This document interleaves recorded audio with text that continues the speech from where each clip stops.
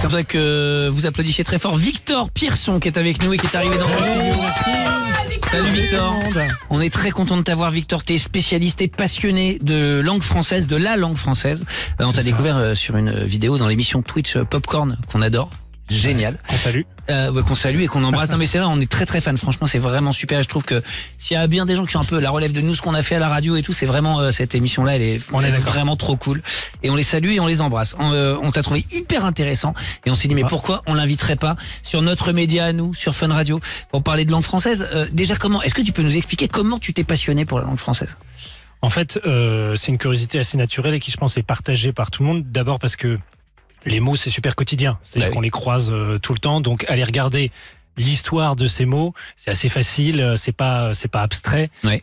Donc, voilà, ça vient assez facilement. Et puis voilà, moi, ça m'a toujours plu d'aller découvrir l'histoire qui se cache derrière chaque mot, comprendre leur place dans la grande famille de la langue française. En plus, il faut dire, c'est une langue compliquée, la langue française. C'est une langue astrate, un petit peu. Ah oui. C'est ça, hein. Oui, c'est une longue histoire.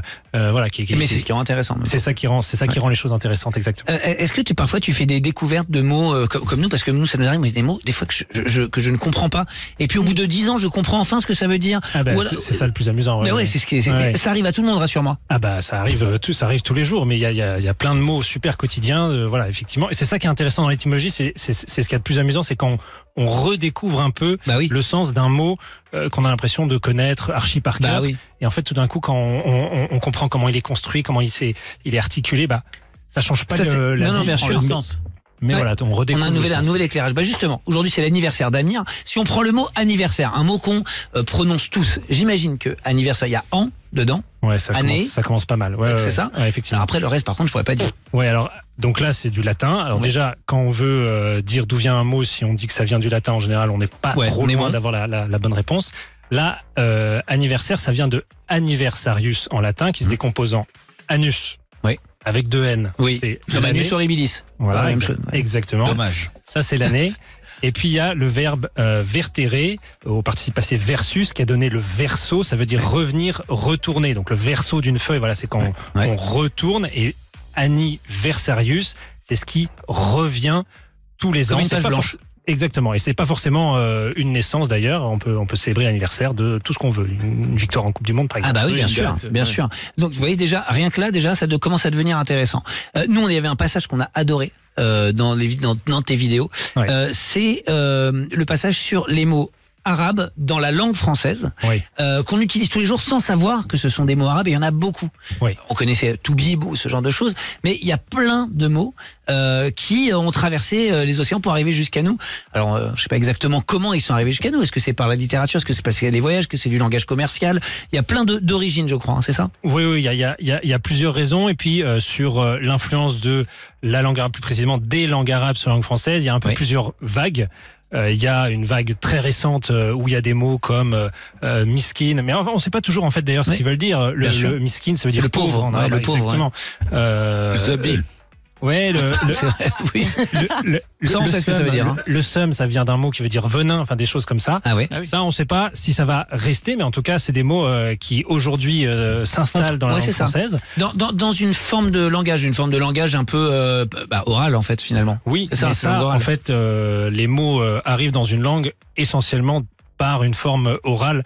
Et en fait, le vrai juge de paix, c'est déjà un mot. Alors, c'est pas le dictionnaire.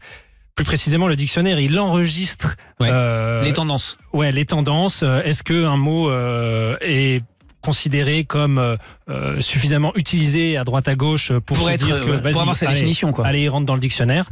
Mais il y a des mots qui disparaissent. Je sais pas, il y a 10 ans, on a fait rentrer dans le Robert zlatané. Je sais pas si vous utilisez encore beaucoup le verbe zlatané. Non, clairement pas du tout. Ah, c'était dans le dico. Ouais, c'est rentré dans le dictionnaire, mais en fait, bon, au bout d'un moment, il est ressorti tout de suite. C'est Welden, quoi. Numéro 1 et paf. Au revoir. Exactement.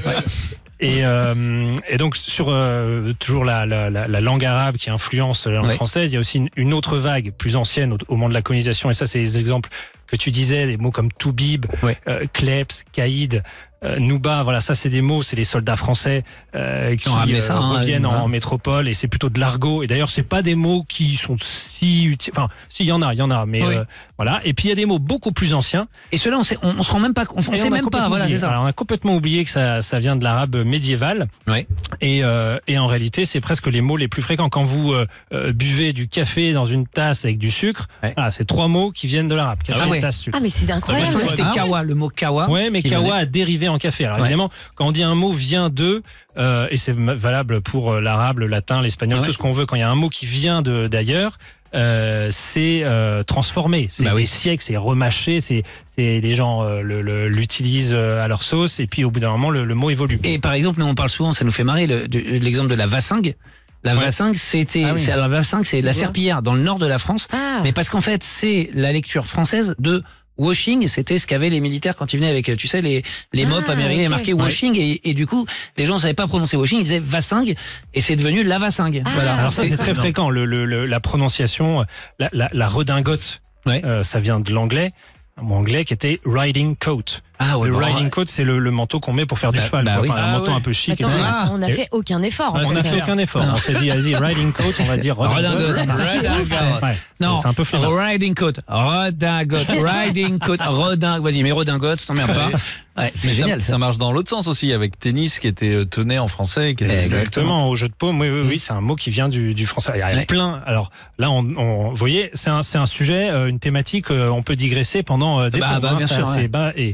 Ça marche dans les deux sens en tout cas. Il y a des mots qui arrivent, qu'on s'approprie, et il y a des mots qu'on envoie. Le tennis par exemple, c'était les joueurs de jeux de paume qui disaient tenez, c'est ça. Exactement. Et c'est arrivé à l'anglais, c'est devenu tennis parce qu'ils savaient pas le prononcer. Voilà, il y a plein d'exemples comme ça de mots aussi qui viennent du français, qui sont arrivés dans la langue anglaise. Il y en a qui ont survécu. Rendez-vous, c'est dans la forme officielle. Oui, c'est prononcé. Voilà, pas trop mal prononcé. Mais ça c'est en tout cas ils l'écrivent pareil déjà. Ouais, ils l'écrivent pareil. Exactement. C'est pas le cas de, par exemple, un mot comme la façon, qui était en gros l'art lié à la confection des vêtements, qui a progressivement dérivé en fashion. Ça vient de façonner. Si on prononce, en gros, il y a pas mal de vieux mots de français. Si on les prononce avec un accent british, on réussit. Ça marche, bien sûr. Ne serait-ce que le jean qu'on porte tous, je sais pas si vous avez remarqué, il y a marqué denim. En fait, c'est parce que c'était de la toile de Nîmes. De Nîmes en France. Mais jure. Mais oui, bien sûr. C'est vrai. C'est parfaitement vrai. Priapisme. Non, il n'y a pas. Parce que ça vient de pyramide.